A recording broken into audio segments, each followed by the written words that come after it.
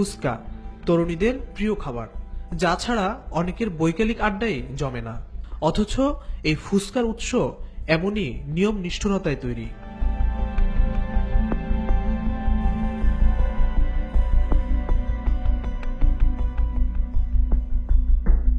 প্রথমে গোলায়, তারপর পাড়ায়, পাড়ানোর শেষে রোল করে।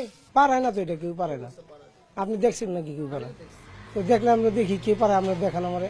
কেরানীগঞ্জের এই বেকারি, যাতে পলক ফেললেই মনে হবে কোনো ময়লার বাঘার, নোংরা আর অস্বাস্থ্যকর পরিবেশে তৈরি করছেন মুখরোচক চানাচুর, বিস্কিট, রুটিসহ বিভিন্ন খাদ্যপণ্য। এরপর পাওয়া গেল ব্যবহার নিষিদ্ধ সোডিয়াম সাইক্লামেট সহ আরও বিভিন্ন কেমিক্যাল, যা দিয়ে তৈরি হচ্ছে এসব তথাকথিত সুস্বাদু খাবার। এটা দেওয়া মানে খামির দিয়ে, মানে এটা ফুলো, এরা ইম্পোর্ট যারা করে ওকে ধরবেন, এদের ধরে লাভ নাই। যাই হোক, আমরা এটা মনে করেন যে করছি, এখন আর করবো না। রাজধানীর পাশে সানারপাড়ের এই বাসা, যার ভেতরেই চলছে এলাহি কাণ্ড। চর্বি, পাম অয়েল আর নির্দিষ্ট ফ্লেভারের সাথে শিল্প কারখানার রং মিশিয়ে বানাচ্ছে ক্রিম ও ডালডা।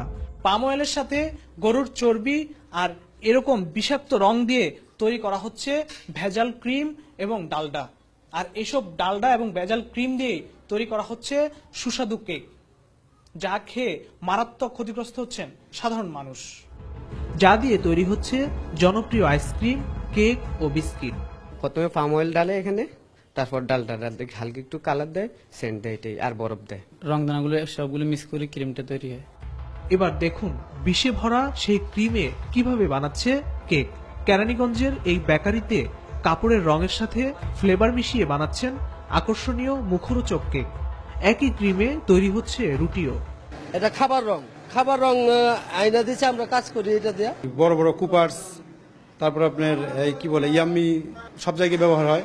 বিষাক্ত রং আর ফ্লেভারে মিশ্রিত এসব খাবারের পরিণতি কি হতে পারে, প্রশ্ন ছিল বিশেষজ্ঞদের কাছে।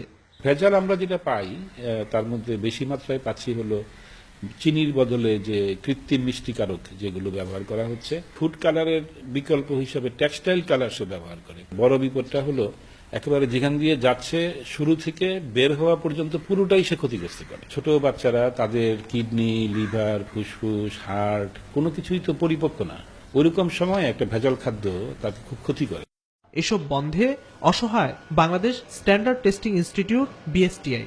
খুব কমই আছে বাংলাদেশে অটোমেটেড বেকারি আছে, খুব কম। সেখানে পা দিয়ে করতেছে, হাত দিয়ে করতেছে, ঘাম পড়তেছে, এই যে আপনি বললেন, এর আমরা যা দেখি যে আদৌ যেটা পাওয়া যায়, যদি পাওয়া যায় তাহলে পানিশমেন্ট, হাইজেনিক কন্ডিশনের পানিশমেন্ট। আপনি শুধু বিএসটি সব যদি দায়িত্ব দিয়ে দেন, এটা কিন্তু আসলে কোনোদিনই সম্ভব না একটা দেশ একটা ডিপার্টমেন্ট দিয়ে দেওয়া যায় আপনি সবকিছু করবেন।